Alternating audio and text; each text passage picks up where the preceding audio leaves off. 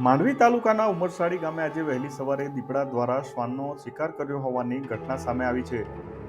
ઉમરસાડી ગામે રહેતા વીરા ભીખાજીભાઈ મુનશી ખેતરમાં બનાવવામાં આવેલા પોતાના ઘરે રહે છે અને ખેતીના વ્યવસાય સાથે સંકળાયેલા છે. વીરાભાઈ પાસે એક પાલતુ શ્વાન પણ છે. આ શ્વાન વીરાભાઈ સાથે એમના ઘરે જ રહેતો હતો. જોકે આજે વહેલી સવારે શ્વાન ઘર આસપાસ નહીં દેખાતા વીરાભાઈએ શ્વાનની શોધખોળ કરી હતી, પરંતુ શ્વાન ક્યાંય દેખાયો ન હતો. આખરે વીરાભાઈએ પોતાના ઘરે લગાવેલા સીસીટીવી કેમેરાના ફૂટેજ ચેક કરતા તેઓ પણ ચોંકી ઉઠ્યા હતા.